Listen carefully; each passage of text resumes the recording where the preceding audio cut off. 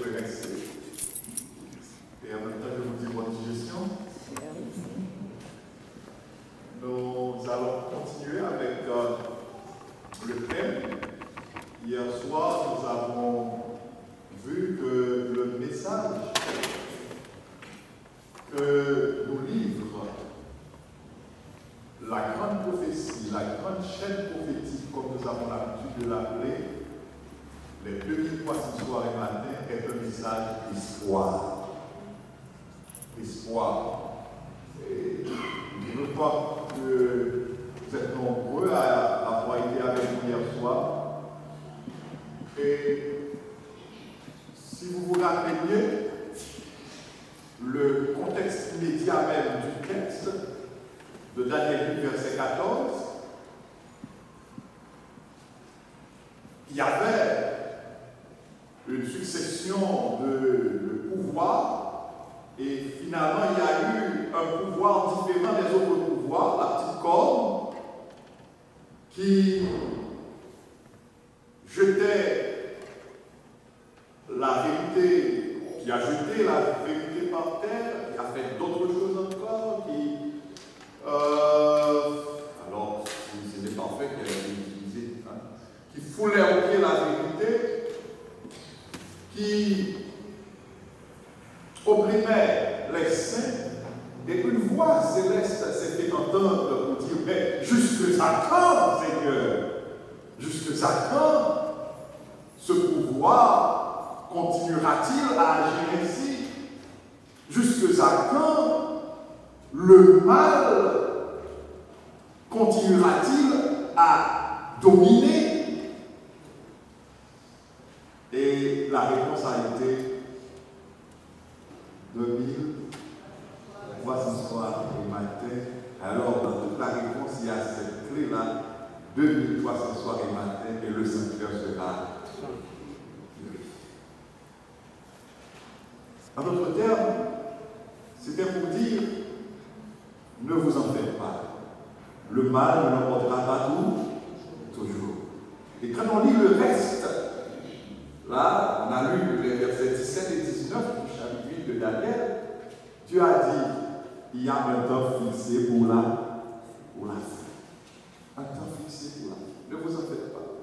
Il y a un temps fixé pour la fin du mal, pour la fin des conséquences du mal, pour la fin de l'auteur du mal, ça va le dire. Il y a un temps fixé pour la fin. Donc, si on cherche un message d'espoir, je veux croire que ça, c'est le message que l'on doit être en train de chercher, de rechercher. N'est-ce pas vrai? C'est le message. Et c'est ce message aussi qui constitue la colonne vertébrale de tout l'enseignement de l'Église adventiste du 7e jour, que nous appelons justement l'Église du reste. Et nous allons voir pourquoi est-ce que cette Église est vraiment l'Église du reste. Ce n'est pas un nom, c'est la Bible qui donne les caractéristiques de l'Église du reste. Ce n'est pas à nous de... On peut se faire fabriquer une enseigne et porter l'Église du reste, n'importe qui peut le faire. Mais est-ce qu'on répond aux caractéristiques bibliques de l'Église du reste? Ça, c'est là la grande question. Maintenant, je sais que vous êtes restés non seulement pour écouter, mais surtout pour poser des questions et partager aussi avec nous vos belles idées. Et quand je dis vos belles idées, pour nous aider à approfondir davantage le sujet. Je dois adresser un remerciement spécial aux jeunes parce que je leur ai dit et que ce sujet les intéresserait particulièrement. Pourquoi est-ce que je m'intéresse? Je ne peux pas dire spécialement, mais si je le dis, ce ne sera pas un péché. Ce ne sera pas un péché. Je m'intéresse généralement aux jeunes quand on m'invite à parler. Vous savez pourquoi, surtout nous qui vivons ici au Canada, Et dans tous les pays séculiers en général, je crois avoir tenu une table ronde, je ne me rappelle pas ici, et je me rappelle l'avoir dit ici. Si je ne l'ai pas encore dit, je vais le dire. Nos enfants sont exposés à des courants, des théories auxquelles nous, les adultes, nous n'étions pas exposés. Vous le savez? Même vous qui avez reçu votre formation ici au Canada. Vous savez ce que j'ai découvert il n'y a pas longtemps de cela? J'étais en train de lire un livre de 1985 et j'ai découvert que la façon dont on présentait la pyramide de Maslow en 1985 est tout à fait différente de la façon dont on la présente aujourd'hui. Vous m'avez entendu? La façon dont on présentait la pyramide de Maslow en 1985 est tout à fait différente de la façon dont on présente la même pyramide de Maslow aujourd'hui. Peut-être une autre fois, je vous ferai voir, parce que j'ai le livre à la maison. C'est pour vous dire que nos enfants sont exposés à beaucoup de choses là. Et comme on dit, nous leur donnons un enseignement à la maison et à l'église, à l'école, à l'université, ils reçoivent un tout autre enseignement. Je me rappelle une fois avoir dit à ma fille, qui était en secondaire 5 alors, je lui ai dit, alors elle me parlait de ce que lui racontait son professeur d'éthique, de religion, si je me rappelle bien. Je lui ai dit, crois-moi, le professeur parle de choses qu'il ignore. Vous m'avez entendu? Le professeur parle de choses qu'il ignore. Et j'ai donné quelques petites questions à ma fille. Je lui ai dit, allez lui poser ces petites questions, mais pas public, en aparté. Parce qu'il ne faut pas le gêner. Alors, et je crois avoir utilisé une bonne méthode. Elle l'a fait aussi, elle l'a fait vraiment. Et elle-même a découvert que le professeur parlait de choses qu'il ignorait. Donc, alors ce qui est encore plus terrible, c'est que quand ils parlent de ces choses qu'ils ignorent, ils en parlent avec confiance et arrogance. Confiance et même arrogance. Ok? Et si vous ne savez pas en qui et en quoi vous croyez, vous allez leur faire confiance et vous allez croire dans leur élucubration, croire dans les n'importe quoi là qu'ils disent, et puis vous allez vous-même faire fausse route. Donc je veux croire que nous parents, nous tous, les dirigeants d'église, nos jeunes, nos enfants, souvent quand nous voyons qu'ils laissent l'église, pour nous c'est tout simplement parce que, en fait, ils aiment le monde, ils sont ceci, ils sont cela, mais mettons-nous à leur place aussi, quand ils reçoivent des choses, mon Dieu, et les gens qui en parlent, je vous le répète, ils sont convaincus de leur mensonge, et moi je dis, c'est du n'importe quoi, mais c'est quoi. Alors, voilà pourquoi nous devons nous intéresser chaque jour davantage à nos jeunes, à ceux que nous leur enseignons à l'église, à la maison. Je commence avec cette citation de Roger Bacon, si nous voulons le prononcer en français, qui a dit, vous lisez avec moi s'il vous plaît, si vous ne savez comment le dire avec des chiffres, vous ne savez pas ce que vous voulez dire.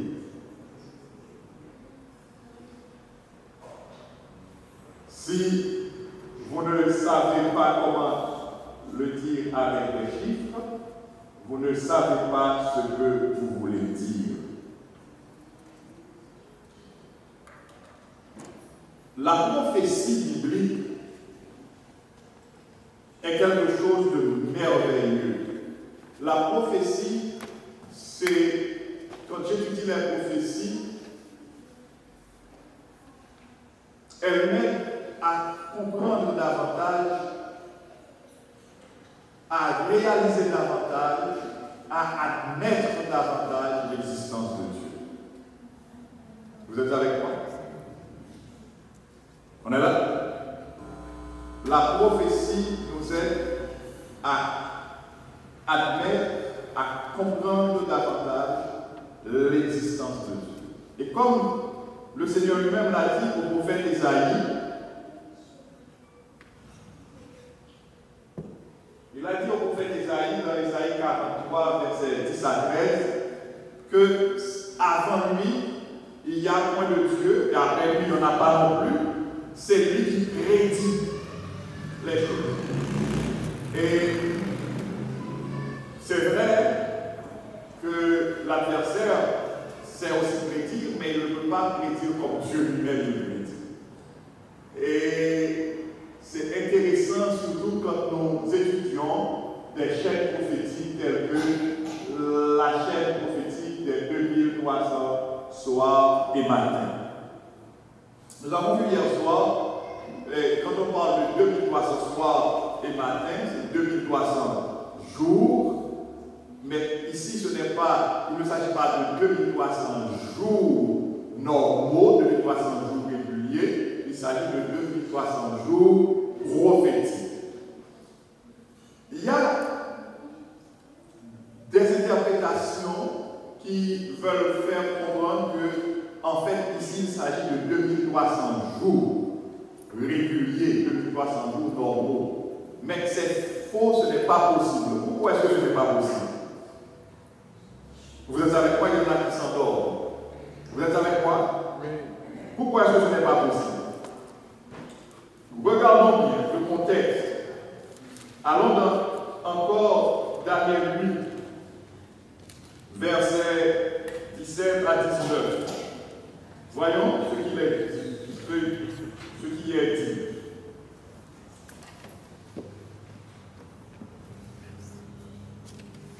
Alors, si nous prenons à partir du verset 14, jusqu'à 2300 soirs et matins, puis le sanctuaire sera rétabli. Alors, je suis en train de lire dans une version et dans la version second révisée. Lisez pour moi de préférence, s'il vous plaît. Je ne veux pas vous troubler.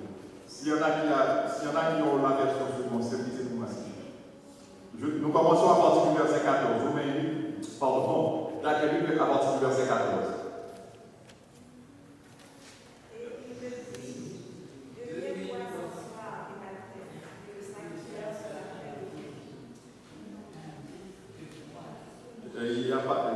On n'a pas sa Bible avec soi, non? Eh bien, lisez pour nous. Après, 1, 2.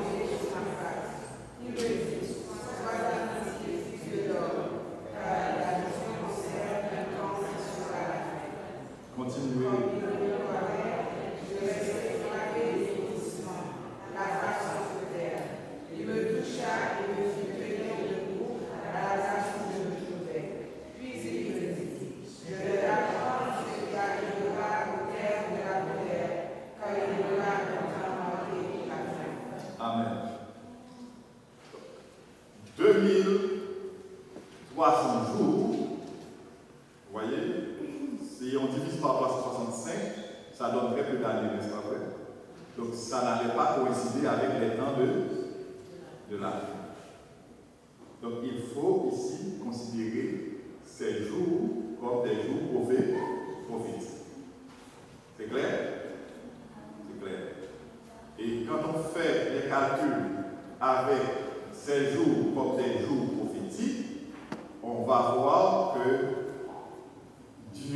parlé avec une exactitude mathématique extraordinaire. Extraordinaire.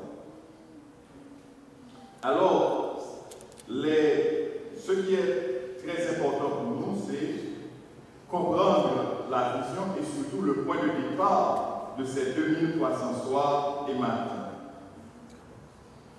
Quand nous traversons dans Daniel chapitre 9, nous lisons à partir du verset 23. Daniel chapitre 9, à partir du verset 23. Je vous invite à lire avec moi.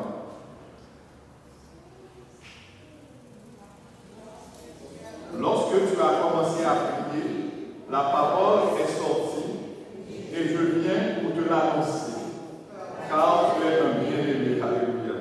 Sois attentif à la parole et comprends la vision.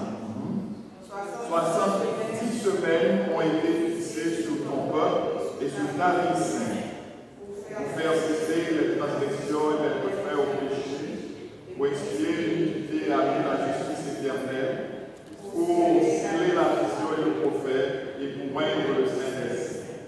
Sache-le donc, comprends, depuis le moment où la parole a annoncé que Jérusalem sera rebâtie jusqu'à loin au conducteur, il y a 7 semaines. Dans 62 semaines, les places et les fossés seront rétablis, mais en des temps fâcheux. Après les 62 semaines, un roi sera retranché et il n'aura pas de successeur. Le peuple de chef qui viendra détruira la ville et le sanctuaire, et sa fin arrivera comme par une inondation. Il est arrêté que les dévastations dureront jusqu'au terme de la guerre. Alors, on s'arrête ici. Vous avez toute une série de chiffres. Je me rappelle quand j'étais petit, ma tante, qui était en fait pour moi ma principale instructrice dans la Bible, quand on lui parlait de Daniel et d'Apocalypse, elle fuyait. Est-ce que vous avez peur aussi de Daniel et d'Apocalypse? Non. Il ne faut pas avoir peur de ces livres. Ces livres contiennent des perles pour l'Église. Et nous devons prendre plaisir à les lire et à demander aussi à Dieu, son Saint-Esprit, pour nous aider à les comprendre. Consultez d'autres livres parce qu'on n'a pas besoin de réinventer la roue. Dieu a inspiré d'autres serviteurs, d'autres servants. Il leur a déjà permis de découvrir beaucoup de choses.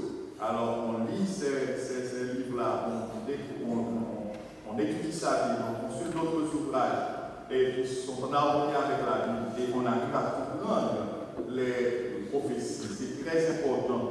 Pas pour pouvoir parler de prophétie tout simplement, mais pour pouvoir en tirer les grandes leçons qu'il faut pour notre âme. Ce que nous avons découvert au verset 24, le texte dit 70 semaines ont été fixées sur ton peuple. Alors, l'ange Gabriel parlait à qui, bien-aimé? Réveillez-vous un petit peu. Je ne serai pas long pour que vous puissiez avoir le temps de poser des questions. L'ange Gabriel s'adressait à qui? À Daniel. À Daniel. Donc, le peuple de Daniel, c'est quel peuple? Le peuple d'Israël. Donc, 70 semaines étaient fixées sur le peuple d'Israël. Et là, je vais avoir besoin du cerveau, comment dirais-je là, brillant de nos jeunes, pour faire pour nous les calculs. D'accord? 70 semaines. 70 semaines, c'est 70 semaines prophétiques. Je vais commencer par les jeunes qui s'assoient jusqu'à l'arrière, par derrière là. Je vais commencer par ceux qui sont les plus éloignés de nous et puis pour arriver à ceux qui sont les plus proches de nous là. D'accord. Bien. 70 semaines prophétiques, ça nous donne combien d'années normales, combien d'années régulières? 490 années. Quel calcul avez-vous fait pour trouver 490? Pardon?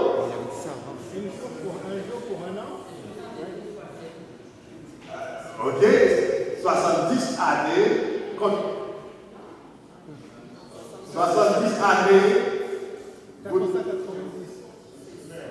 Oui, quel calcul avez-vous fait?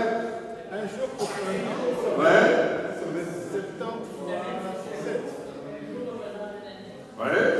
70 semaines. C'est ça. Chaque semaine compte combien de jours? 7 jours.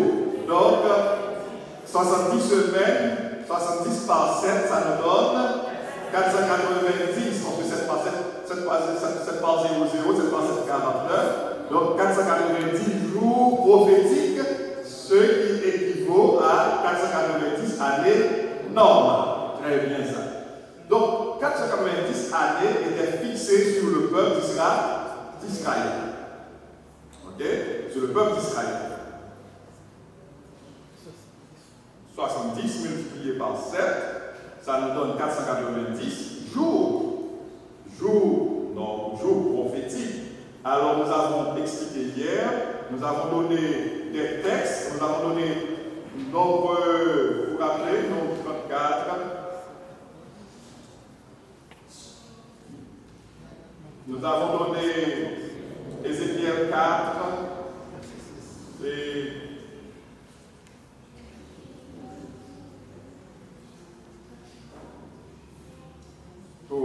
alors je sais le nombre 14, 34.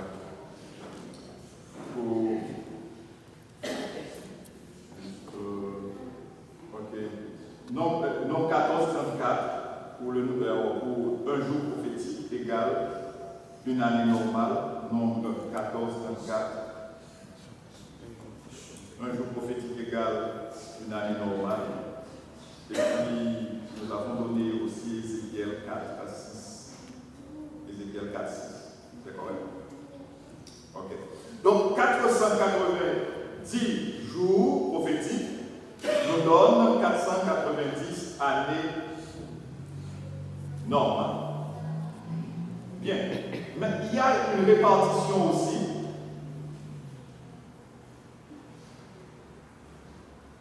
Il y a une répartition.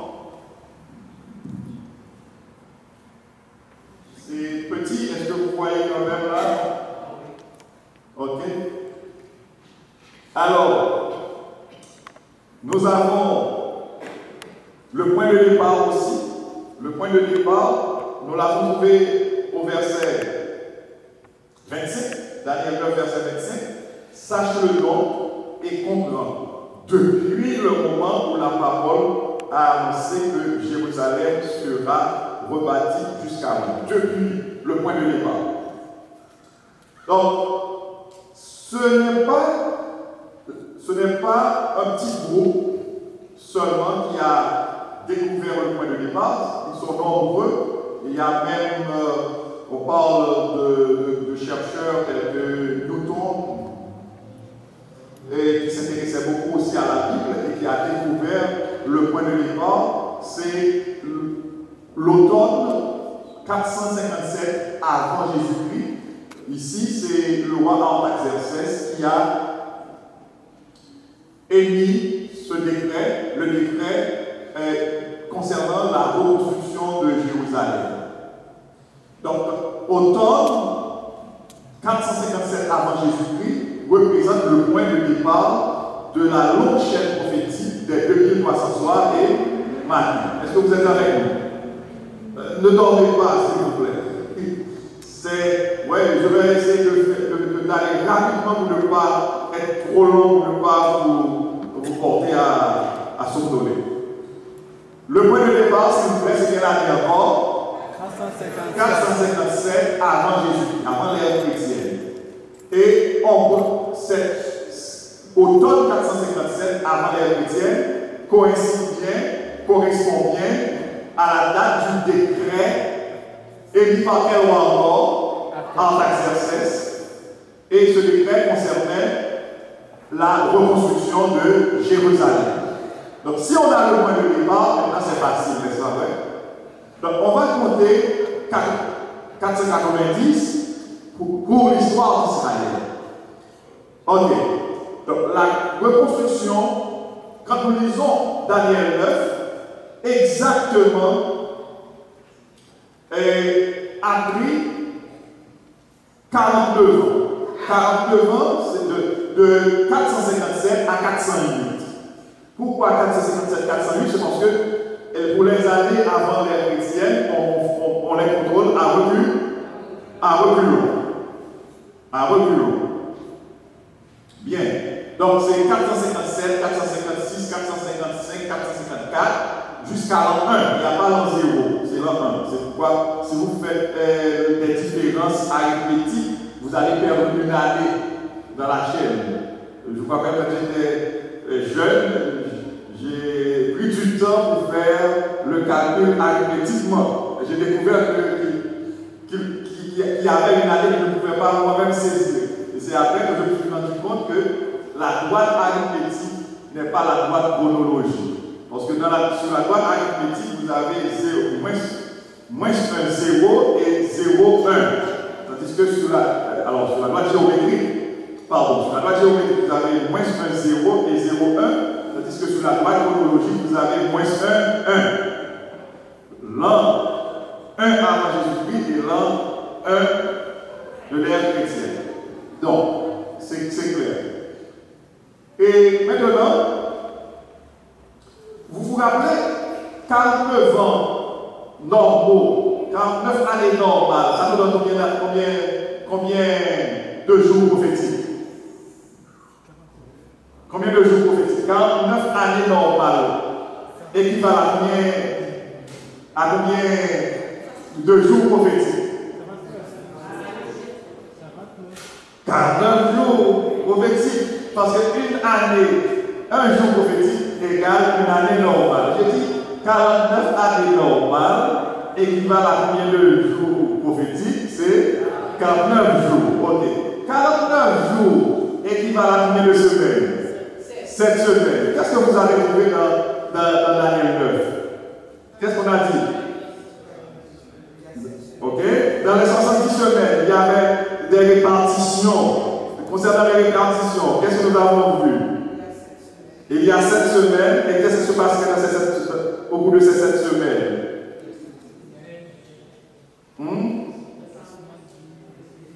Il y a 7 semaines. Donc, ces 7 semaines retranchées, c'est concerne la reconstruction de Jérusalem. Donc, en l'an 408, Jérusalem, alors, est reconstruite.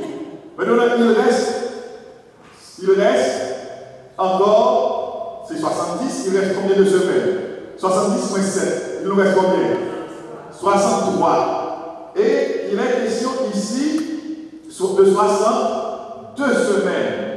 62 semaines. Et dans 62 semaines, il y a 7 semaines, et dans 62 semaines, il y a la possession économique. Après les 62 semaines, un mois sera retranché, il y aura par-dessus ce sexe, etc. Donc, ici, quand on regarde les choses de loin, il y a de petits détails qui peuvent nous faire défaut. Vous voyez ça? Et pour qu'un loin soit retranché, il faut, permettez-moi de le dire ici, il faut que loin ait été loin. Vous êtes d'accord avec moi? Pour parler de loin, il faut que loin ait été loin. Est-ce que je suis clair? Oui. Il faut que cette personne-là ait reçu l'onction. Remarquez bien, on ne donne pas le moment là, mais dans 62 semaines, il va y avoir un loin. Et remarquez bien, Jean-Baptiste était du Jourdain, alors pas près du Jourdain, il était dans le Jourdain là, il baptisait. Et puis il a vu Jésus arriver. Vous vous rappelez ce qu'il a dit, comment il a reçu Jésus? Qu'est-ce qu'il a dit? Voici l'agneau de Dieu qui ôte le péché du monde. Très bien.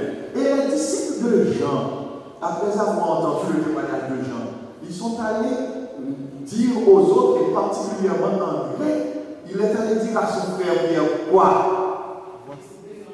Nous avons trouvé le Messie, ce qui signifie loin. Nous avons trouvé le Messie, le Christ, nous avons trouvé loin. Messie, c'est loin. Nous avons trouvé loin. Comment il n'a pas dit, ils n'ont pas dit, nous avons vu un loin. On est là? Ils n'ont pas dit, nous avons vu un loin, mais nous avons vu loin. Nous avons vu le Messie.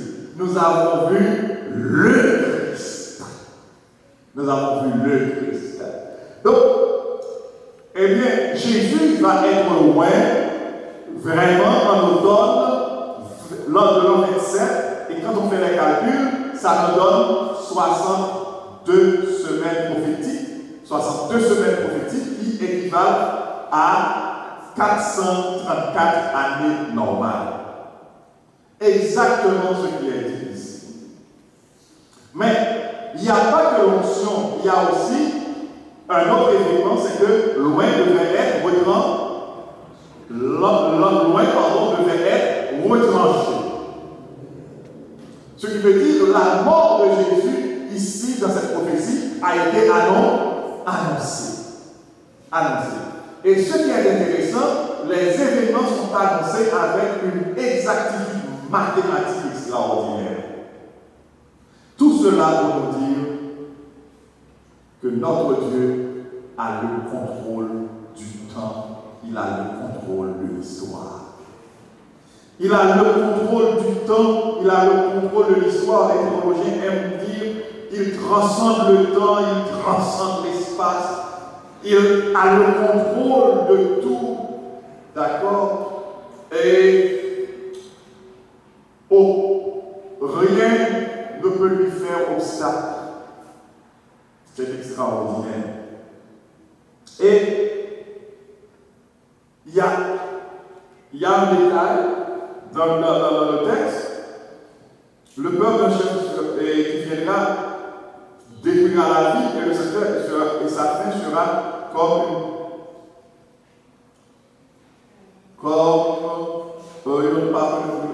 une inondation. Donc, quand nous lisons Daniel chapitre 9, il y a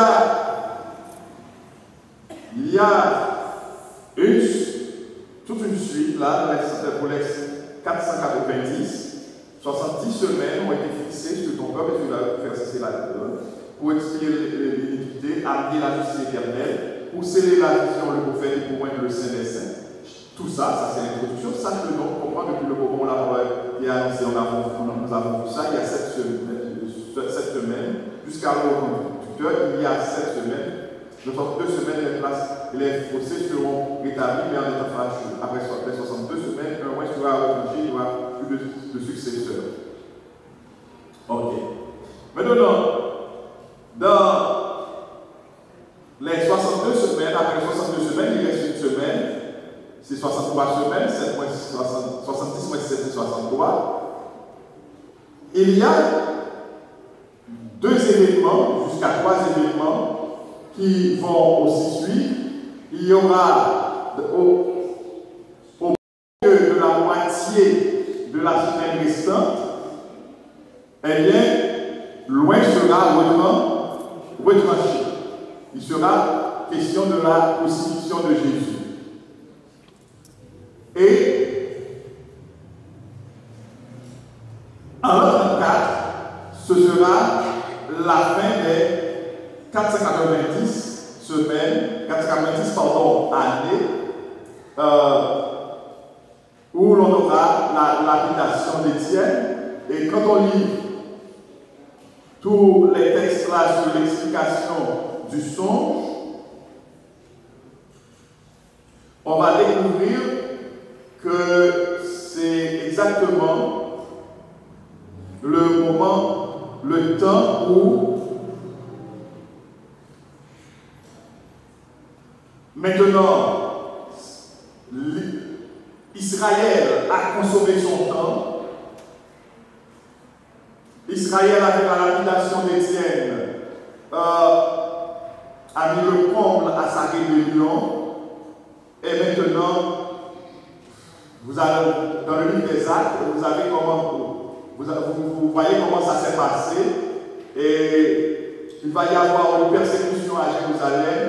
Les gens vont laisser Jérusalem et alors les apôtres y étaient encore, mais les autres disciples, ils ont laissé Jérusalem, ils sont allés dans les zones environnantes, et c'est ainsi que l'évangile a commencé aussi par s'éparpiller. Vous allez voir entrer dans Acte 8, Philippe et le livre éthiopien. Dans Acte 10, vous allez avoir Pierre chez Corneille, et puis avec la version encore de Paul au chapitre 9 du livre des Actes, vous allez avoir l'évangile qui va prendre une expansion extraordinaire. Maintenant, nous pouvons compléter après avec vos questions, à partir de vos questions. Quand nous enlevons 490 de 2300, il nous reste 1810. Et quand on ajoute 1810 à 34, ou quand on ajoute 34 à 1810, nous aboutissons à 1844. 1844. Donc 1844, c'est une date extraordinaire. Vous vous rappelez, ils sont nombreux, ceux qui aiment dire, les adventistes ont dit que Jésus allait revenir en 1854. Et est-ce que ce sont les adventistes du 7e jour qui ont dit qui avaient dit que Jésus allait revenir en 1854? Non. Pardon? Les précurseurs des Bien, parce que souvent, les gens nous prennent au piège. Ils disent, ah ouais, les adventistes, vous avez dit que Jésus allait revenir en 1854. Il y a une différence entre l'église adventiste ou l'organisation adventiste du 7e jour et le mouvement adventiste. Vous voyez, quand je le dis ainsi, je ne peux pas dire que le mouvement n'a pas été inspiré. Ce n'est pas ce que je veux dire. Dieu a utilisé William Miller pour faire un travail extraordinaire. D'accord? William Miller a annoncé que les calculs ont été bien faits. Ce n'est pas seulement William Miller qui a fait ce genre de calcul. Je viens de vous parler même d'Isaac Newton qui a fait les calculs qui est parti d'automne 457 avant Jésus-Christ. Mais ce qui est arrivé pour William Miller et les autres chrétiens de son temps, ils pensaient que le sanctuaire était la terre, et parler de la purification du sanctuaire, ce serait parler de la purification de la terre. Or, comme Dieu dit qu'il viendra exercer son jugement sur la terre par le feu, ils pensaient que Dieu allait venir purifier la terre par le feu. Alors là, c'était une des interprétations de ce qui se passerait en réalité en 1844. Mais en 1844, le mouvement qu'il y avait, le mouvement adventiste, c'est un mouvement qui réunissait plusieurs dénominations. Il y avait des méthodistes, il y avait des baptistes, William Miller était baptiste, il y avait des gens de plusieurs confessions, de plusieurs confessions religieuses. Dans le mouvement adventiste, il ne faut pas confondre le mouvement adventiste et l'église adventiste du 7e jour. Alors, l'église adventiste du 7e jour, Dieu va utiliser, comme dit un artiste chrétien, Dieu écrit droit avec des lignes courbes. C'est mystérieux. Dieu écrit droit avec des lignes courbes. Dieu, comme je ne me rappelle pas le texte qui parle du vent de l'Éternel, et Dieu, il a sa façon de tamiser, il a sa façon de cribler, il a sa façon de séparer les feuilles de papier des pierres. Il a sa façon de séparer la paille du bon grain. Il a sa façon de faire. Vous faites une idée, on venait de passer tout le temps là à prêcher que Jésus allait revenir. Ils étaient nombreux sans doute ceux-là qui suivaient le mouvement parce que tout simplement Jésus allait revenir, ils allaient bénéficier de quelque chose de la vie éternelle et peut-être pas surtout parce qu'ils aimaient Dieu. Alors, après le grand désappointement, la grande déception de 1844, ils sont nombreux ceux qui ont abandonné et d'autres qui ont continué à donner d'autres dates, etc. Mais il y avait un petit groupe qui était convaincu que les calculs étaient justes. Parce que, en fait, de 457, voilà, on est arrivé au baptême de Jésus-Christ, on est arrivé à la crucifixion de Jésus, on est arrivé à la lapidation d'Étienne, etc. Donc les calculs sont justes et il n'y a vraiment pas d'excuses. Maintenant, qu'est-ce qui est arrivé en 1844? C'était là la grande question. Et ce petit groupe-là, ils se sont mis à prier et Dieu leur a donné la bonne réponse. Dieu leur a donné, vraiment, leur a fait comprendre. Si nous sommes en train de l'expliquer, c'est parce que Dieu leur a fait comprendre, leur a donné la bonne explication. Maintenant, je vais m'arrêter là, parce que nous avons encore d'autres sujets, nous avons à continuer à poursuivre avec le sujet. Je vais m'arrêter là. Ce que je voulais surtout considérer cet après-midi, c'est comment Dieu, lui, il agit dans le temps et comment il a le contrôle du temps, comment il a le contrôle de l'histoire. Parfois, j'écoute avec peine certains, je ne peux pas dire certains soi-disant, parce qu'en fait, ils ont beaucoup de papiers. Ils ont beaucoup de diplômes. Mais ils se croient si grands savants, si grands historiens, qu'ils peuvent même corriger Dieu. Et moi, je les écoute avec peine. Avec peine. Ils essaient d'expliquer des choses et qui les dépassent. L'histoire, si nous sommes en sciences sociales, c'est une très bonne discipline. C'est très beau de faire de l'histoire. Mais quand on fait de l'histoire, il faut toujours se rappeler que le maître de l'histoire, c'est le créateur de l'univers.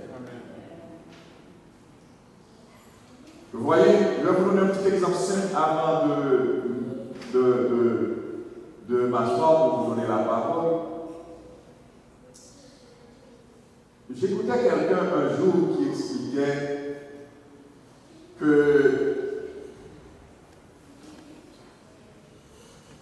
le christianisme n'a rien de particulier. Et le judaïsme n'a rien de particulier. La personne expliquait dans les religions, dans d'autres religions païennes, on rencontre les mêmes formes de sacrifices que l'on rencontrait là dans le culte juif, dans le judaïsme. Et c'était pour dire, en fait, qu'est-ce qu'il y a de particulier? Quelqu'un vous aurait dit ça, qu'est-ce que vous alliez lui répondre?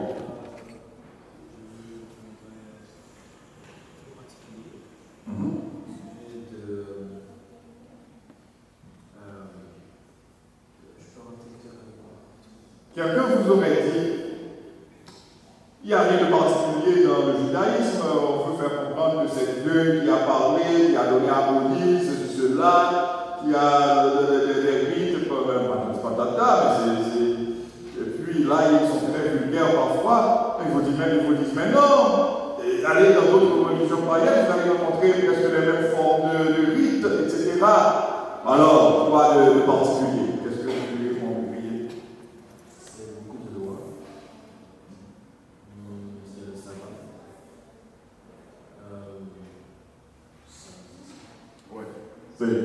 Vous voyez ça? Oui, il y a beaucoup plus que. Mon frère dit qu'il répondrait, il y a beaucoup plus que ça, que les rites. Il y a le sabbat, il y a tout ça. C'est vrai, c'est beau, c'est important. Mais écoutez bien. Écoutez bien.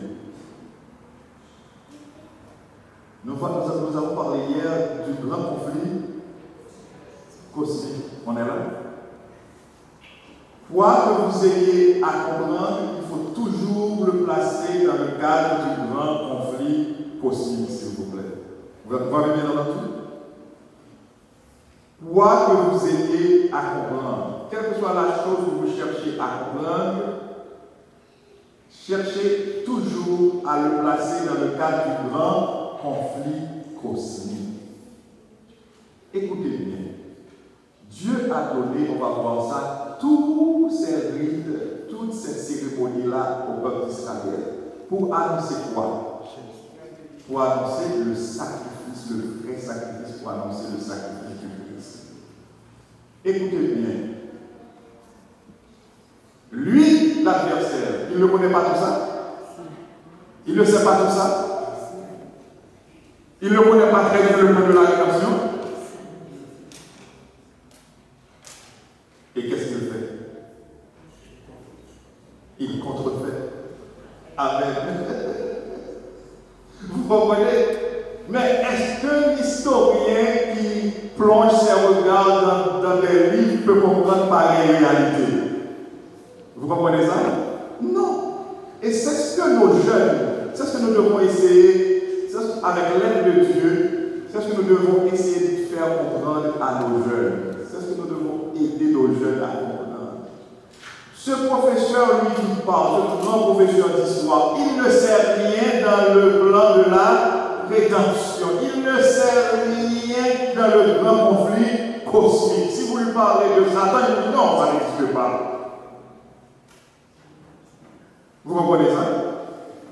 Donc, comment va-t-il pouvoir comprendre que Satan soit en train de contrefaire, voyez, des choses que Dieu lui a données pour annoncer le sacrifice de son Fils? Impossible. Impossible. Donc, c'était juste une petite illustration pour vous montrer comment c'est important de comprendre les choses et à partir de cette réalité-là, la réalité du grand conflit cosmique. Alors, je vais me taire ici. N'oubliez pas que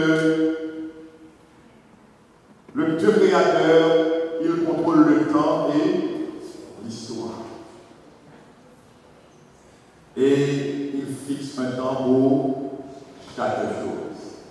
Et ce 1844, nous allons voir dans les autres jours, parce que nous avons 2 week-ends, nous avons environ 6 présentations, nous ne sommes qu'à environ 8, nous ne sommes qu'à la 3e, donc nous aurons le temps de continuer avec cette date si importante, 1844. Et n'oubliez pas qu'il y a différence entre le mouvement adventiste et l'Église adventiste. L'Église adventiste, c'est vrai, est née du mouvement adventiste, mais l'Église adventiste n'est pas le mouvement adventiste. Le mouvement adventiste comprenait plusieurs dénominations. Et je vais vous dire quelque chose, William Miller est mort sans jamais se faire adventiste du 7e jour. Sans jamais il est mort sans s'être jamais fait adventiste du 7e jour. Vous m'avez entendu? William Miller lui-même, il est mort sans s'être fait adventiste du 7e jour. C'est pour vous dire qu'il y a une grande différence entre le mouvement adventiste et l'Église adventiste du 7e jour. C'est comme vous avez le judaïsme et le christianisme. Le christianisme est issu du judaïsme, mais le judaïsme n'est pas le christianisme. n'est pas le christianisme, bien que le plan de Dieu, c'est qu'on est un seul, ça c'est un autre débat. Bien, merci. Alors, je sais que vous êtes un petit peu fatigués, vous allez poser vos questions, et je ne serai pas seul à répondre à vos questions. Pasteur Sen est là, des anciens, tout le monde là est là, et puis il y a des gens qui viennent d'arriver, nous allons reprendre pour eux. Ok. Et alors, c'est ça. Et ce n'est pas vrai, frère, je ne fais pas reprendre. Bien. Alors, c'est ça, tout le monde pourra bien participer. Alors, je ne sais pas s'il y a un modérateur. C'est le modérateur. Ok.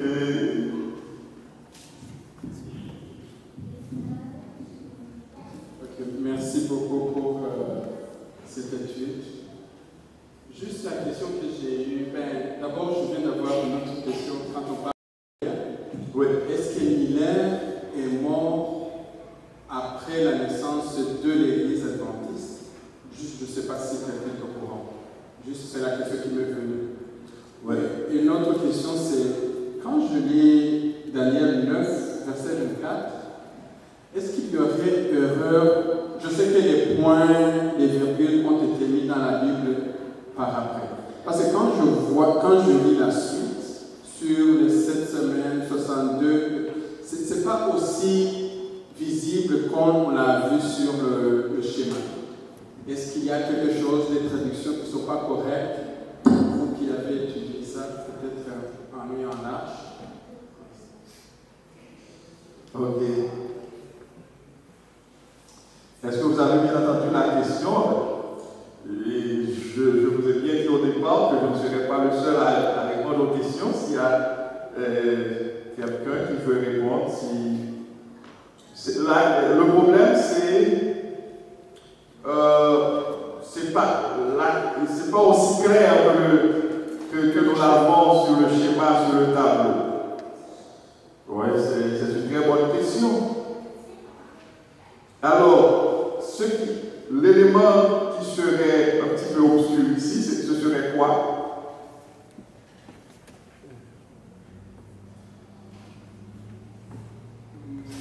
Malheureusement, ma Bible n'est pas 8 secondes. Oui, c'est pas grave. J'ai consulté aussi 8 secondes. Oui, c'est pas grave. Moi aussi, j'ai 2 versions sous les yeux là, c'est pas grave. Alors. Voici ce que ma Bible dit. Oui. Au 24, là, c'est clair. Une période de 70 fois 7 ans a été fixée en ce qui concerne ton peuple et la ville sainte. Donc, ce qui correspond à tout 490 jours en année. Ce temps est nécessaire pour que le mal s'arrête, pour qu'il n'y ait plus de péché, pour que les fautes soient pardonnées. Ce temps est nécessaire pour que la justice de Dieu apparaisse, pour que les visions et les paroles prophétiques se réalisent, pour que le lieu très saint du temple soit de nouveau consacré. Verset 25. Tu dois savoir et comprendre ceci. Un jour, il y a eu un message qui annonçait le retour des exilés et la reconstruction de Jérusalem. On commence par le début. Eh bien, à partir de ce jour-là, jusqu'à la venue d'un chef choisi par Dieu, il doit y avoir cette période de 7 ans, point. Donc, ils ont dit, jusqu'à la venue du chef choisi par Dieu, moi, Joseph, je le vois comme Jésus, il doit y avoir cette période de 7 ans. Cette période de 7 ans, cette période de 7 ans, c'est 42 ans. Cette période de 7 ans, donc c'est 49. Oui, cette période de 7 ans, c'est 42 ans. Oui, exactement. Donc, c'est comme si Jésus viendrait après 49 ans. C'est pourquoi j'ai dit, c'est les virgules qu'ils ont mis, peut-être, est-ce que vous qui avez étudié plus loin, est-ce qu'on peut regarder peut-être le schéma? Parce que c'est comme si le chef viendrait juste en automne à 408. Non, 408. 108, c'est la reconstruction. C'est la reconstruction. Exactement. Normalement, c'est la reconstruction. C'est pourquoi j'ai dit, si on voit le schéma, oui, c'est clair. Mais quand j'essaie de lire ici, c'est pas aussi clair que le schéma le présente.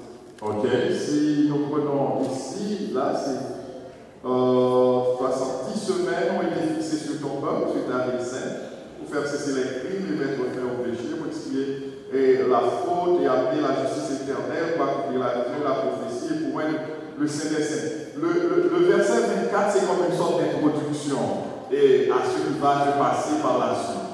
Ok, 70 semaines, alors 70 semaines, tout ce qu'il y aura à se faire dans ces 70 semaines-là. Ok, verset 25. Prendre connaissance et comprendre depuis la promulgation de la parole qui disant de rétablir et de reconstruire Jérusalem. Ça, c'est le point de départ. Jusqu'au prince Messie, il y a 7 semaines. Donc, 7 semaines, c'est. Ok, jusqu'au prince Messie, il y a 7 semaines. Et dans 62 semaines, c'est là où je pense qu'il ne fallait pas mettre le point. Okay. C'est comme une question. Il n'y a pas de point. Et ici, il y a 7 semaines et dans 62 semaines. Vous voyez? Donc, c'est comme si ici, vous remarquez bien, les 69 premières semaines sont. C'est pourquoi j'ai dit tout à l'heure, j'ai dit, quand on regarde les choses de loin, il y a des petits détails qui nous manquent. Remarquez bien, nous aujourd'hui, nous pouvons regarder en arrière et comprendre mieux la séquence des faits. Maintenant, quand il dit ici, il y a 7 semaines et dans 62 semaines, vous voyez, c'est les 69 semaines, il y a les 69 semaines qui se répartissent en 7 plus 62. Donc, ici, pour cet auteur-là, pour la façon dont la ponctuation se trouve dans cette ville, ce serait 7 semaines point. Oui. Ok, et puis, alors 7 semaines pour loin, pour loin, et puis, et pour les 62 semaines, qu'est-ce qu'on dit? Pour les 62. Pour les 62 qui suivent les 7. Ils disent ensuite, pendant 62 périodes de 7 ans, les exilés pourront revenir et reconstruire la ville et les lieux. Donc c'est comme ils mettent la reconstruction de la ville comme après 62. Oui, il y a je ne sais pas si parce que ça peut intervenir ou d'autres bien-aimés veulent intervenir. Il y a aussi, c'est quelle version? Ça, c'est la version parole de Dieu. Ouais. Il y a un petit, je ne dis pas pour cette version particulièrement, mais il y a des versions qui sont des interprétations, il faut faire attention aussi.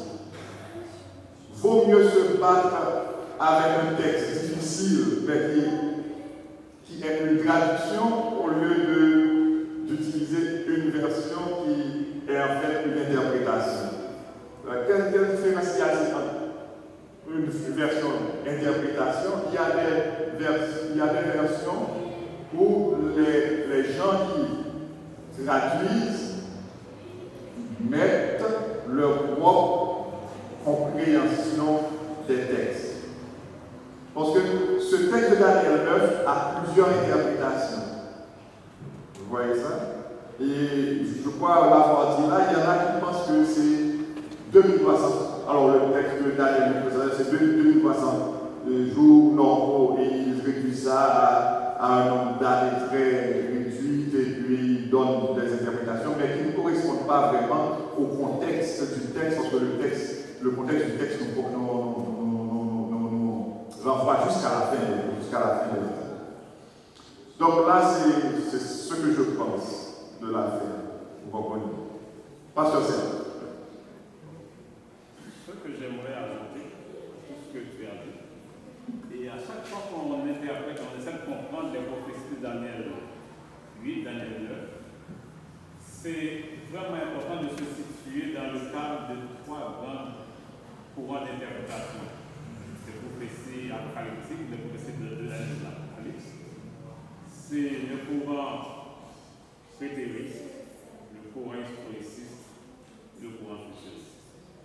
Il existe trois grands courants et toutes les interprétations vont se retrouver dans le cadre de ces courants prophétiques. Le courant prétériste qui veut interpréter toutes les prophéties et les mettre une réalisation du temps du prophète.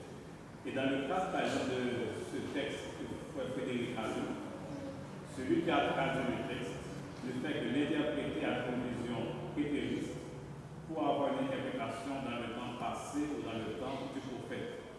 Pourquoi? Parce que sa vision, c'est d'exclure toute présence de la papauté dans les prophéties bibliques.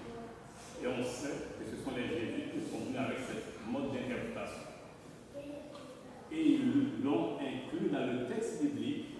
Et à chaque fois qu'on est en train de lire dans un texte qui est mal traduit, qui est interprété plutôt que traduit, on risque d'être induit en erreur par de telles traductions qui sont des interprétations avec une vision prophétique qui n'est pas correcte. Et moi, je viens toujours avec l'interprétation que Jésus lui a faite. C'est seulement sa façon d'interpréter qui nous donne exactement ce qu'on a dans ce tableau.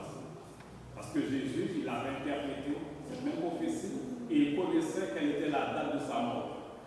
Et c'est seulement quand on interprète la prophétie de Daniel avec cette vision qu'on peut connaître la date de la mort de Jésus.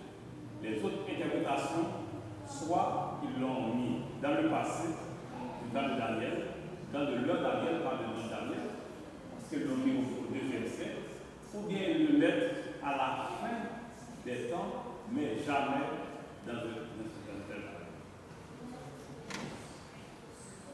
Donc, je veux voir que vous avez bien entendu la réponse de Pasteur Sem. Donc, quand on lit, il faut veiller aux interprétations. Et c'est courant, quand on lit les versions, les gens savent ce qu'ils font. Ils savent ce qu'ils font. Mais j'aimerais poser une autre question à Pasteur Sem.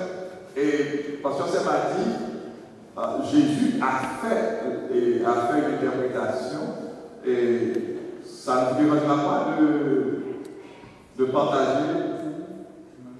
Parce qu'on a une référence. Amen.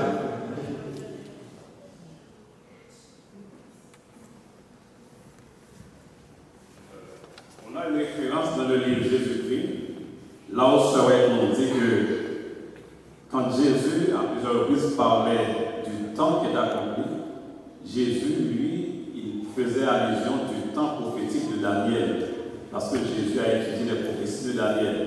Parce que Jésus dit, mon heure est arrivée. Il sait que son heure est arrivée, il sait qu'en étudiant cette prophétie, il allait être crucifié au milieu de la dernière semaine. Et il savait exactement quel était le jour, parce que si on entre dans les détails prophétiques, on va retrouver pas seulement la date, mais on va se trouver aussi même l'heure à laquelle Jésus devait être crucifié. Et il le savait. Et c'est seulement quand on utilise l'interprétation historiciste qu'on peut aboutir à cette mort de Jésus au milieu de la dernière semaine et connaître aussi la date et l'heure de sa crucifixion. C'est pourquoi quelqu'un qui fait une interprétation prophétique qui n'est pas historiciste, c'est quelqu'un qui passe à côté de l'interprétation. Amen. Merci beaucoup, Pasteur Sem. Et nous soutenons le point de vue de l'intervention de Pasteur Sem. Daniel connaissait, vous voyez, quand nous lisons dans Daniel 12 par exemple, Daniel 12 verset 1er, en ce temps-là se lèvera Michel le grand chef, celui qui tient bon en faveur des fils de ton peuple, etc. Donc Daniel, lui, il avait reçu de l'Éternel une vision sur tout le reste de l'histoire jusqu'au retour de Jésus. C'est extraordinaire. C'est extraordinaire. En très peu de chapitres. Et vous allez voir, comme Pasteur Serge l'a dit, eh bien, il y a certaines personnes qui comprennent les choses d'une manière qu'ils peuvent. Et il le place dans une période juste pour induire les gens en erreur. Peut-être qu'ils ne savent pas ce qu'ils font, mais peut-être aussi qu'ils savent ce qu'ils font. Dieu seul le sait, mais que nous ne nous laissions pas nous-mêmes induire en erreur. Merci.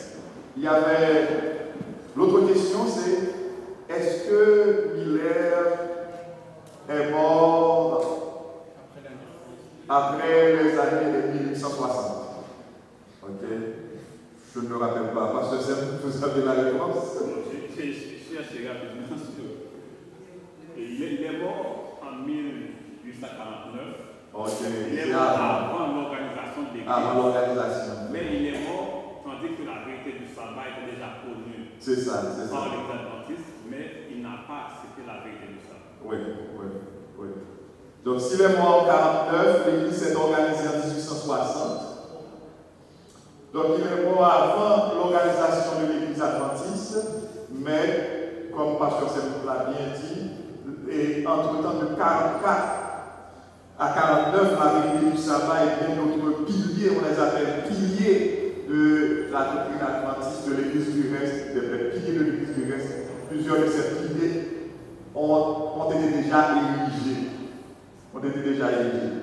Je vais vous donner une expérience que j'ai vécue il y a quelques semaines à Montréal. Je vais être bref parce que ce n'est plus mon temps, c'est votre temps. Une sœur qui a accepté le message adventiste il n'y a pas longtemps, qui, parce que vous savez, je le dis tout bas, nous parlons très peu maintenant de ces prophéties, peut-être pour ne pas trop déranger le cerveau des jeunes, parce que c'est trop compliqué.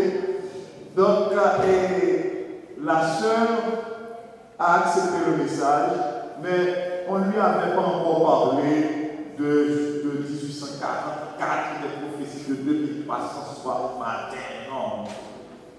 Un jour, c'est la sœur qui rendait le témoignage en ma présence, pas quelque chose que l'on m'a dit et dont je vous parle.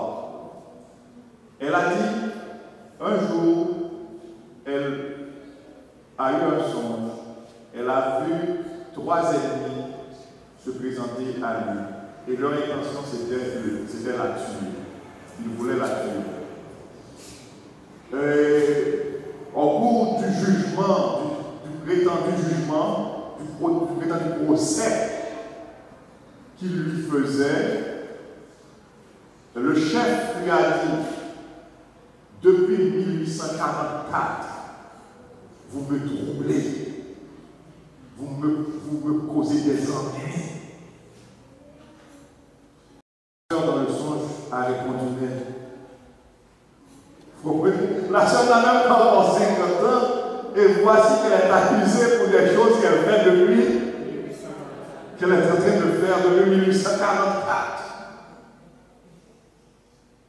Et quand la sœur s'est réveillée, alors, finalement, Dieu ne leur a pas permis de la tuer dans le songe. Et quand elle s'est réveillée, elle était troublée, se demandant, mais que veut dire cette histoire de 1844? Dans quelle histoire de 1844 je suis impliqué? Voilà. Et c'est pourquoi, alors, après l'avoir entendu témoigner ainsi, je lui ai dit, bon, j'ai dit à l'église, nous allons, avant la fin, je devais prêcher pendant 3 semaines, je leur ai dit que j'allais traiter avec l'église la prophétie des 2300 soirs et matins qui aboutirait à 1844 pour voir en réalité ce qu'est le 1844 et ce que cela dit à l'église, ce que cela dit au monde spirituel en général, ce que cela dit à nous tous qui sommes concernés par le grand plan de la rédemption aussi par le grand conflit cosmique. 1844, c'est une date que l'on devrait chercher à bien comprendre.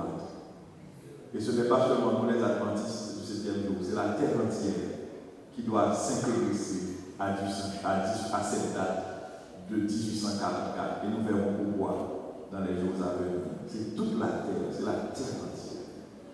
Bien. Alors, on ne va pas vous attaquer pour 1844.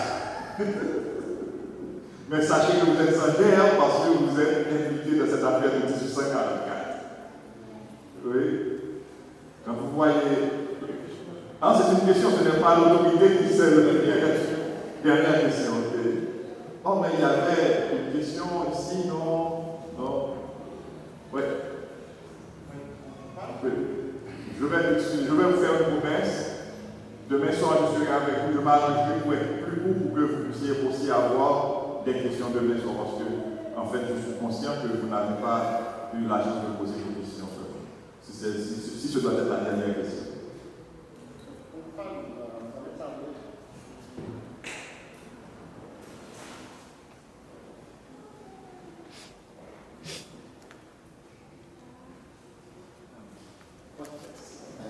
Vous avez parlé du mouvement adventiste avec Michael Miller. En 1844, il s'est prétendu que Jésus va retourner, la venue de Jésus. Mais qu'est-ce que dit l'Église adventiste pour cette date-là, malgré que vous promettez que vous allez acter ça? Mais l'Église adventiste n'est pas encore constituée. C'est en 1860, comme vous avez dit. Mais il y a une prophétie que pendant longtemps, j'ai étudiée, qui dit que pendant cette période de 1844, Jésus passait c'était la purification du temple, tout ça, et l'intercession. Jésus passait du Saint à l'intercession. Donc, est-ce que effectivement c'est ça pour vous? Je ne sais pas. Mais je voulais savoir. C'est une très belle question, quand même, parce que le frère veut nous pousser à parler avant le temps. Avant le temps. Et comme nous avons encore du temps devant nous, quand je dis nous avons encore du temps devant nous, pas aujourd'hui, maintenant, d'accord, nous aurons à voir ce qui s'est passé réellement en 1844 et ce que cela implique pour nous aujourd'hui et pour l'humanité entière. Souvent, nous pensons que le message de 1844, ou du moins ce qui s'est passé en 1844, concerne seulement nous autres, croyants adventistes du 7e jour. Nous verrons que ce n'est pas du tout ça. Ce n'est pas ce que Dieu veut que nous comprenions. Le message de 1854 s'adresse à toute l'humanité. On va voir ce qu'implique cette date 1854 concerne toute l'humanité. Et c'est de là aussi que nous allons trouver notre mission, la mission de l'Église du reste. C'est très important. Donc, c'est vrai que je sais que c'est un petit peu nuisible quand on est par devant la frontière là et qu'on ne peut pas entrer.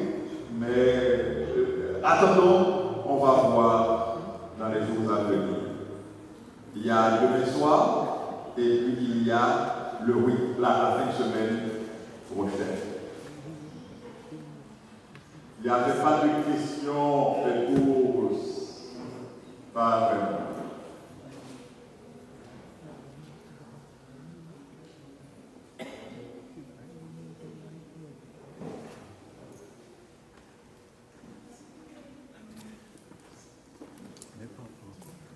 C'est vrai que l'on va vous remercier, mais moi personnellement je dois vous remercier. Je suis vraiment content de voir que vous êtes vraiment Je ne sais comment le dire, mais vous avez répondu très positivement.